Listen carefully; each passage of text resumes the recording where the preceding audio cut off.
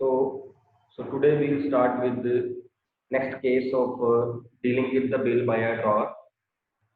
Like already discussed, we discussed already this thing that there are four different ways to deal with the bill by a drawer. In case one, he can retain the bill with himself and wait till the due date to get the money. In second case, he can get the bill discounted from bank, means he can premature the bill, that is before the maturity date. Third is he can endorse, transfer the bill to his creditor. And the last case is when he can send the bill to bank for collection. This is more feasible in that case when the drawer has a number of bills. ज्यादा bills हैं drawer के पास, है ना. तो in spite of this thing कि उसको याद रखे कि कौन से बिल की ड्यू डेट कब है और कौन से बिल कब मैच्योर होना है. He can give this responsibility to the bank also. No doubt bank will charge some bank charges और commission और collection charges हम कह सकते हैं उसको. उसके लिए बैंक चार्ज करेगा, but this will reduce the headache of the drawer also.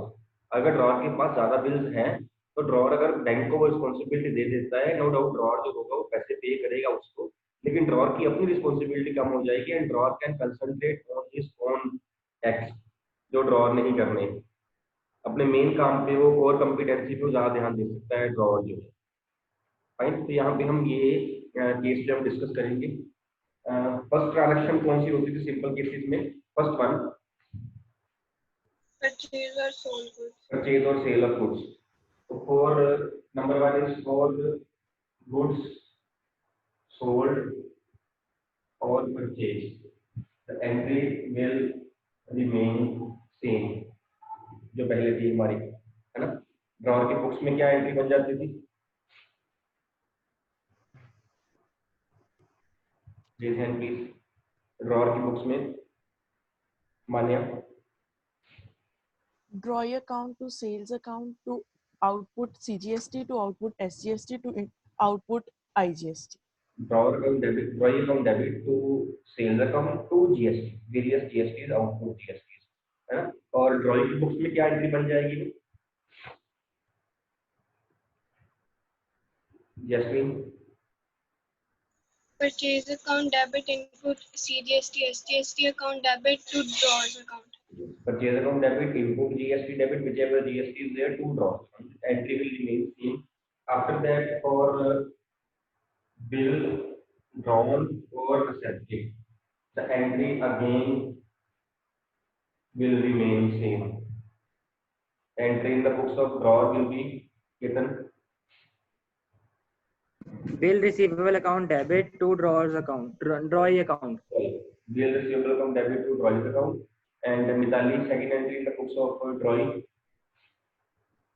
Drawer account debit to bill payable account. Drawer account debit to bill payable account. ये चारों केसेस में ये दोनों एंट्रीज जो पहले वाली हैं वो सेम है.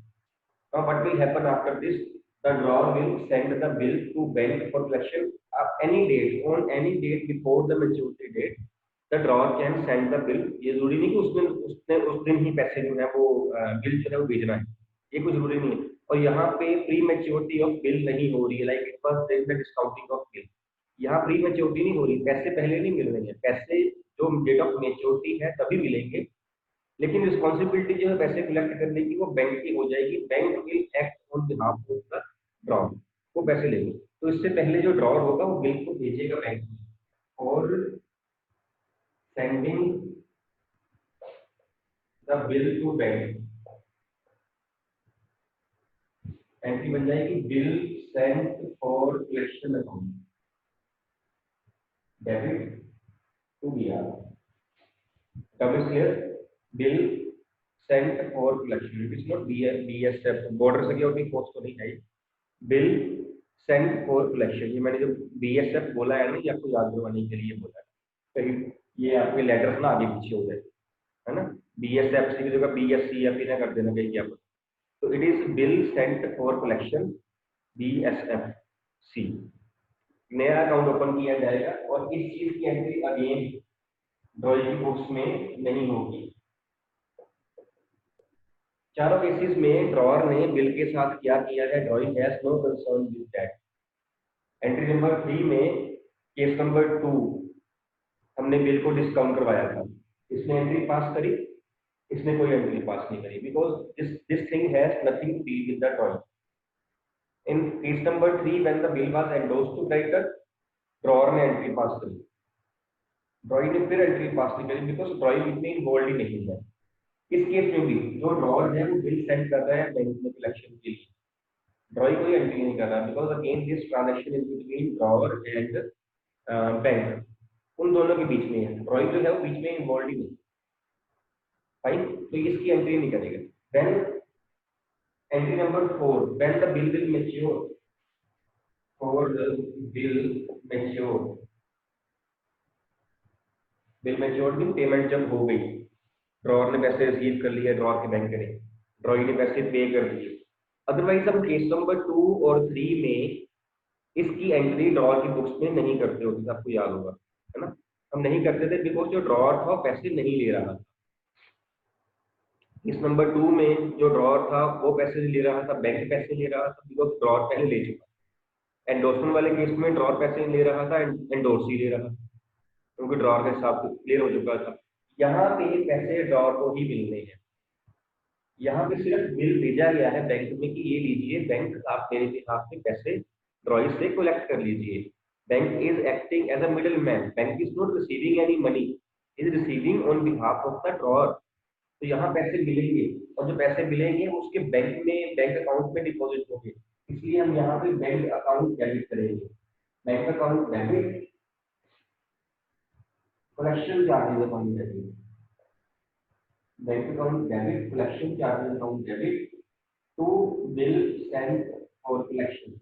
ये जो बिल सेंट फॉर कलेक्शन है ये हमारी एसेट है जो हमने क्रिएट करी थी कि बिल रिसीवेबल की फॉर्म में जो एसेट है वो हमारी कम हो गई, डिक्रीज क्रेडिट, और बीएसएफसी की फॉर्म में जो एसेट है हमारी वो इंक्रीज हो गई है डेबिट.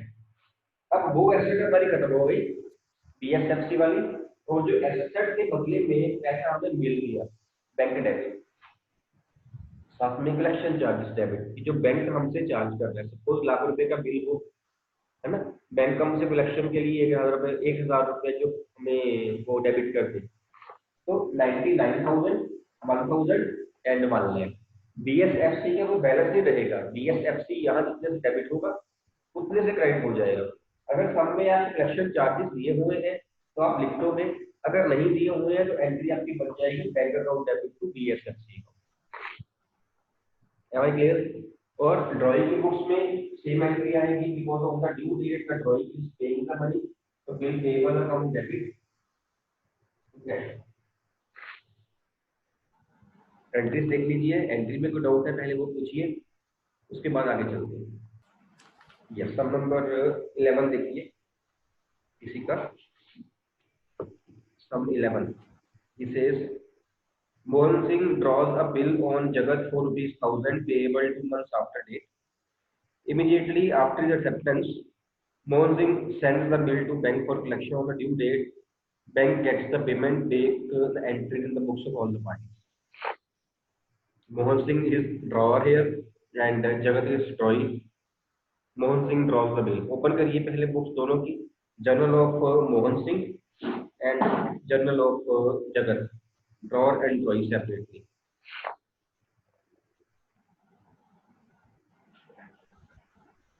फर्स्ट एंट्री इसकी जो होगी गुड सेल की नहीं होगी बिकॉज यहाँ पे आपको बताया नहीं हुआ है गुड सेल हुई है या परचेज हुई है नहीं हुई है. एंट्री जो आपका सम जो स्टार्ट हो रहा है that is from bill drawn and accept. Bill drawn and accepted से सम स्टार्ट हो रहा है, तो आपने गुड सेल और परचेज की एंट्री नहीं करनी. बिल ड्रॉन की एंट्री करिए स्टार्ट इधर बिल एक्सेप्टेड भी करिए, then bill send for bank collection to bank के लिए इधर कोई एंट्री नहीं, देन कलेक्शन भी कर लीजिए, यहाँ पेमेंट. मीन्स ड्रॉइंग की बुक्स में 3 एंट्रीज और ड्रॉअर की बुक्स में 3 एंट्रीज और ड्रॉइंग की बुक्स में 2 एंट्रीज. कहिए स्टार्ट, इसको मिलाते हैं आप करिए. वो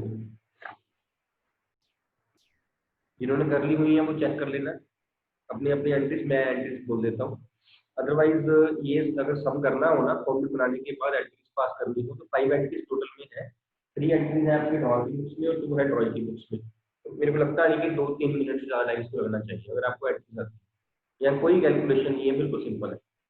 ड्रॉर की बुक्स में जो फर्स्ट एंट्री है आपकी, that is bill receivable account debit to Jagat account. Drawer here is कौन से bill receivable account debit to Jagat account. Simultaneously I am checking the entries of drawee also. Jagat की बुक्स में that drawer account debit, Mohan Singh account debit to bill payable account, right. तो साथ ही में आपके अब drawer की बुक्स में एंट्री आ जाएगी bill sent for collection account debit to bill receivable account, amount is 8,000। और उधर आपकी एंट्री आ जाएगी ड्रॉइंग की बुक्स में, कोई एंट्री नहीं आएगी, इस चीज कोई एंट्री नहीं आएगी। लेकिन आप वहां लिखना भी नहीं है, ये नहीं लिखना आपने, ऐसे नहीं करना है कि इधर एंट्री का नो एंट्री लिखनी, नो एंट्री आपने नहीं लिखना। अब ड्रॉइंग में क्या पता उसने क्या किया है बिल का, उसने कौन सा ड्रॉर ने कौन सा इन्फॉर्म किया है कि मैं सिलेक्शन के लिए बिल बैंक में भेज रहा हूँ, है ना। और मोरओवर कह भी दिया हो तो भी कौन सा एंट्री उसने करनी है, उसने ये नहीं लिखना है नो एंट्री। ऐसे तो सबकी नो एंट्री लिखी जाएगा अपने जर्नल में, है ना। अपने जर्नल का खाली का वर्कलोड जरूर खराब करी जाएगा, इंक्रीज करी जाएगा, वो पेजेस खराब करी जाएगा, उसने नहीं लिखना। आपने दो एंट्रीज पास करनी है, फर्स्ट ये सेकंड ये, that's all. No entry means नहीं लिखना ही नहीं उसमें, इसका मतलब ये है। Then the bill will be matured. तो यहाँ पे कलेक्शन चार्जेस आपको नहीं दिए हुए हैं, एंट्री आपकी बन जाएगी bank account debit to bill sent for collection, और उधर bill payable account debit to cash. Fine, बिल्कुल सिंपल एंट्री थी। इसके बाद है आपका सब नंबर 12 देखिए, different uses of bill receivable. यहाँ पे उसने चारों केसेस दिए हुए हैं। हाँ जी हिना, हिना तनेजा। सर इस क्वेश्चन में तो हमें बोला हुआ है ना कि बैंक गेट्स द पेमेंट, हाँ जी, तो drawee bill payable to bank नहीं आएगा? बैंक गेट्स द पेमेंट, वो बेटे कैश भी दे सकता है बैंक में, आपके अकाउंट में, ड्रॉर के अकाउंट में कैश भी डिपॉजिट कर सकता है, कोई प्रॉब्लम नहीं है। यही पॉइंट पहले आ रहा था, वो बैंक में पैसे डिपॉजिट कर रहा है, उसने ये नहीं कहा उसने चेक से किए हैं। Bank gets the payment bank drawer का है, बैंक ड्रॉई का नहीं है ना। जब ड्रॉर का बैंक है तो ड्रॉर में देखिए हमने बैंक नहीं खोला है, हमने कैश तो नहीं खोला हुआ, यहाँ पे बैंक खोलना जरूरी है। उधर चाहे आप कैश कर दीजिए चाहे आप बैंक कर दीजिए, कोई प्रॉब्लम नहीं। मैंने पहले भी कहा है बैंक और कैश सेम चीजें ही हैं, अदरवाइज। उसने कहा bank gets the payment, which bank will get the payment, drawer's bank will get the payment. तो ड्रॉर में बैंक ही खोला हुआ है हमने, but it is not compulsory कि जो ड्रॉइंग है वो भी चेक पे कर रहा है। उसने कहा लिखा है चेक पे कर रहा है, उसने ये नहीं लिखा कि वो चेक पे कर रहा है ना। बैंक गेट्स द पेमेंट में भी ड्रॉइंग ने आके बैंक में पैसे डिपॉजिट कर दिए होंगे। जब तक नहीं बताया हुआ तो वो कैश होता है, अभी तक तो ये होता है ना, जब तक ना बताया गया हो तो वो कैश है, अदरवाइज आगे जाके कैश और चेक एक ही बात है। साइमल्टेनियसली हम दोनों वर्ड यूज कर सकते हैं, because both are equivalent to वो। एक तो है ही कैश, कैश तो है ही कैश, जो बैंक बैलेंस है that is equivalent to cash. तो हम +2 में जाके टर्म यूज करेंगे कैश एंड कैश इक्विवेलेंट्स। इसमें कैश भी आ जाएगा, बैंक भी आ जाएगा, चाहे आप कैश लेके जाओ चाहे आप बैंक लेके जाओ, हार्ड ठीक। Okay sir. Then in sum number 12 में देखिए, X draws a bill on Y for rupees 4,000 which was duly accepted by Y. Y meets the bill on its due date. Show what entry would be passed in the books of X under each of the following circumstances. एक तो बात यहाँ ये है कि यहाँ पे चारों मेथड्स आपको दिए हुए मीन्स 4 सम्स बन गए, एक तरीके के 4 सम। Second is entry has been asked in the books of X only, drawer only. Exam में भी देख लेना है ना कि ड्रॉर की एंट्रीज पूछी गई है कि दोनों की, ये तीनों की एंट्रीज पूछी गई है। जो पूछी गई है वो करना, क्योंकि जो पूछा गया हो वो उसके मार्क्स मिलेंगे ना, जो नहीं पूछा गया चाहे वो ठीक भी हो तब भी नहीं मार्क्स मिलेंगे। तो यहाँ पे सिर्फ आपको एक्स की एंट्रीज पूछी गई है। X in this case is drawer and the cases circumstances are, first is says if X retains the bill till due date, then second is if x discounts the same with the bank paying ₹100 for discount, then if X endorses the same to his creditor Z in full settlement of his check of ₹4080, and the fourth case is if X sends the bill to his bank for collection the next day. चारों cases में हमने entries करनी है। He says Y makes the bill on the due date, payment हो गई है उसकी, और जहां पेमेंट होने की एंट्री बनती है वहां हम पेमेंट करने की एंट्री भी करेंगे, रिसीव करने की एंट्री भी करेंगे। दो entries in the books of Y has not been asked. Yes, जैसे हमने पहले बात करी कि ये एक्चुअली एक सम नहीं है, ये चारों सम उसने इकट्ठे कर दिए हुए हैं जो हमने चारों केसेस किए। अब चारों सम्स में पहले गुड्स सोल्ड की एंट्री आती है, उसके बाद बिल ड्रॉन की एंट्री आती है। यहाँ पे तो वैसे गुड्स सोल्ड की एंट्री है नहीं, बिकॉज सम जो है वो बिल ड्रॉन से स्टार्ट किया। इट मीन चारों केसेस में हम पहले बिल ड्रॉन की एंट्री करेंगे, फिर हम उसके बाद बिल मेच्योर्ड की एंट्री करेंगे, फिर सेकंड केस में हम बिल ड्रॉन की एंट्री करेंगे, फिर हम बिल डिस्काउंटेड की एंट्री करेंगे। मेरी बात समझ आ रही है ना? थर्ड में हम फिर बिल ड्रॉन की एंट्री करेंगे, फिर हम बिल एंडोर्स की एंट्री करेंगे। फोर्थ केस तो फिर हम बिल ड्रॉन की एंट्री करेंगे, फिर बिल सेंड टू कलेक्शन की एंट्री करेंगे, फिर कलेक्शन की एंट्री करेंगे। ऐसे होगा। इन चारों केसेस में एक एंट्री हमारी कॉमन है जो फर्स्ट नंबर पे है, that is bill drawn. Am I clear? Till now I am clear? ठीक है। तो ये बजाय इसके कि हम इसके चार एंट्रीज पास करें और चारों बारी सेम अमाउंट से पास करें, but we can pass a single entry. पहले ही एंट्री पास कर दी और केसेस जो है वो हम स्टार्ट ही बाद में करें, means we are taking that entry as common. Say yes if I am clear? समझ आ रही है बात, है ना? Yes, yes, sir. जो मेरे को दिख रहे हैं, आपको देख के लग रहा है कि आपको समझ आ गई है बात ये वाली। बजाय कि हम चारों केसेस में bill drawn drawn drawn drawn चार एंट्रीज पास करें, but we can pass common entry and will start the case afterward. अगर आपने ये यहाँ पे लिख दिया केस ए, सपोज यहाँ पे लिख दिया, इसका मतलब आपको तीनों केसेस में दोबारा एंट्री पास करनी पड़ेगी वो वाली। तो बेटर क्या है कि आप इसको यहाँ मत लिखो, इसको यहाँ पे स्टार्ट करो, वो एंट्री आपकी ऐसे ही कॉमन रह जाएगी। और अगर जैसे मैंने पहले कहा ए यहाँ नहीं लिखना, यहाँ लिख दिया, फिर ये आपने इसी केस में करी, बी सी और डी केस में आपने करी नहीं, तो आपके मार्क्स कट जाएंगे उस केस में। आई am clear? I hope I am clear, है ना? ठीक है ये बात। तो हम क्या करेंगे, हम बिल ड्रॉ करने वाली एंट्री को कॉमन लेके केसेस बाद में स्टार्ट करेंगे, हमारी तीन एंट्रीज बच जाएंगी जो कि हमारा टाइम भी सेव करेगा। सेकेंडली, अगर यहाँ पे गुड्स सोल्ड की एंट्री होती, मान लेते हैं गुड्स सोल्ड भी दिया होता, तो उसको भी हम कॉमन कर लेते। तो पहले हम फिर गुड्स सोल्ड की एंट्री करते, फिर हम बिल ड्रॉन की एंट्री करते, फिर हम बाकी एंट्री सारी पास जो हमारी डिफरेंट एंट्री है। और अगर यहाँ पे बाई की कॉस्ट पूछी होती तो फिर हम बिल एक्सेप्टेड की एंट्री कॉमन ले सकते थे, गुड्स परचेज की होती वो कॉमन ले सकते थे, बिकॉज वो दोनों एंट्रीज ऐसी हैं जो हर केस में सेम अमाउंट के साथ सेम डेट को सेम एंट्री रिपीट होनी, that can be taken as common. Till now if any doubt is there please tell me. Clear? तो हम कैसे करें स्टार्ट? ठीक है, तो पहले आप एक्स का बनाइए फॉर्मेट, एक्स का जर्नल ऑफ एक्स, और उसमें आप फॉर्मेट ड्रॉ करने के बाद वहीं पे बिल ड्रॉ करने की एंट्री करिए, बिल ड्रॉ।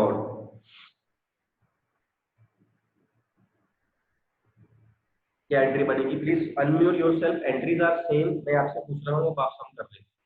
एंट्रीज करिए प्लीज, बिल ड्रॉन की entry in the books of X only, because Y's journal is not asking the sum. कोई और भी है जिसको आती हो एंट्रीज? चैप्टर फिनिश होने वाला है, कल को हम उसका लास्ट टॉपिक शुरू करेंगे, तो वो भी बता दिया करो। Simran? Bill receivable account debit to Y. Bill receivable account debit to Y account ₹4000, yes, इसको लिख लीजिए। देन डालिए, जहाँ डेट कॉलम लिखा है ना आपने, जहाँ सीरियल नंबर डाल रहे हो वहां पे डाल दीजिए थोड़ा बोल्ड सा करके कैपिटल लेटर में case 1, case A, case A. Bill matured की एंट्री पास करिए, but will be the entry in the books of drawer X if the bill is matured.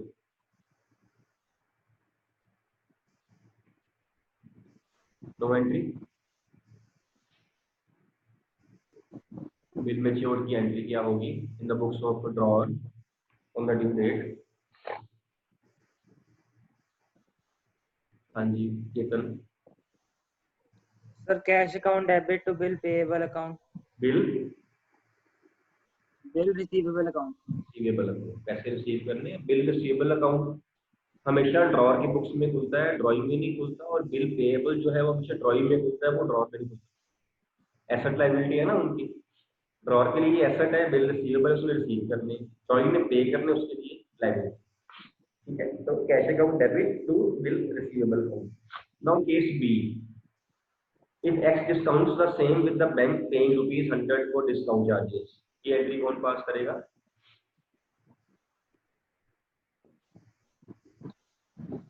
Amanpreet? Sir, bank account debit, discount charges account debit to bill receivable account. तो ठीक है बेटा, entry में amount पास करिए.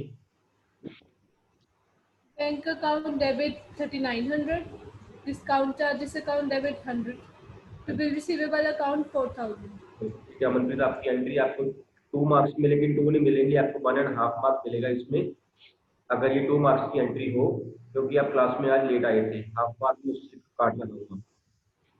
ठीक है, जो बच्चा क्लास में लेट आएगा तो मैं एंट्री में मार्क्स दूंगा, मैं वो काट लूंगा.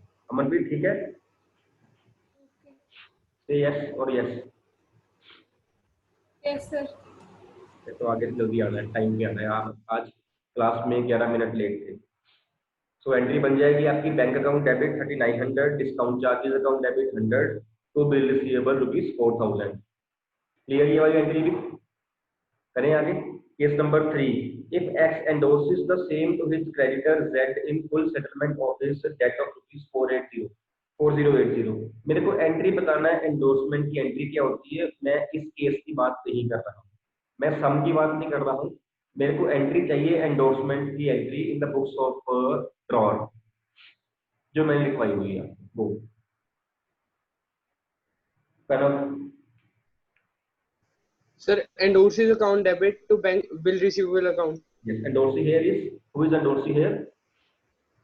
Sir, X is endorsee here. X is the drawer बेटा. X तो endorse कर रहा है bill. Endorsee is third party. Who is endorsee?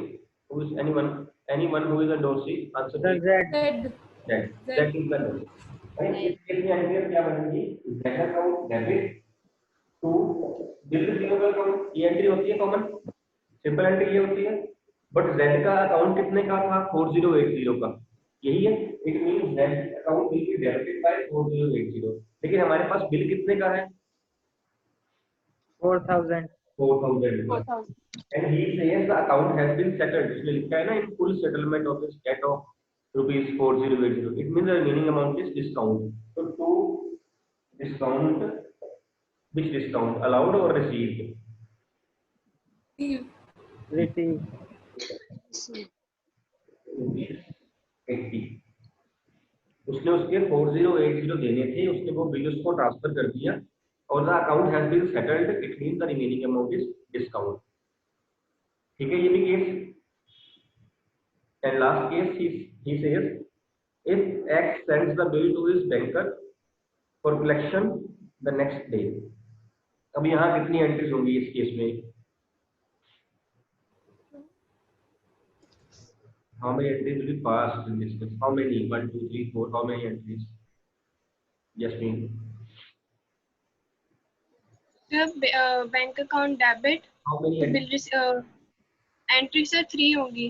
3 में एक तो हम कर चुके हैं बेटा, ऊपर एक हम कर चुके हैं ना, कॉमन एंट्री जो ली हुई है हमने बिल ड्रॉ करने की. अब कितनी एंट्री बच गई बाकी? 2 बच गई. एक है बिल सेंड फॉर कलेक्शन की, और एक है जब बैंक ने पैसे कलेक्ट कर दिए. जैस्मिन पहली एंट्री बोलना, when the bill is send to bank for collection. Jasmine?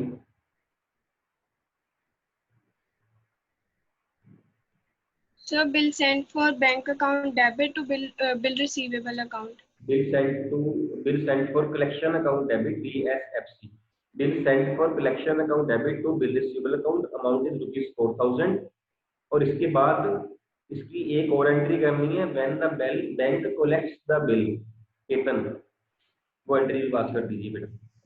Sir, bank account debit to bill sent for collection account. Bank account debit to bill sent for collection account because no collection charges have been given. ठीक है, तो इस case में आपकी 2 entries आएंगी. Done. Cases clear? अभी कोई doubt है तो पूछ लीजिए, और हम कल जो है इस टॉपिक, इस चैप्टर का लास्ट टॉपिक जो है वो स्टार्ट करेंगे. अभी तक कोई डाउट है तो पूछ लीजिए. No doubt?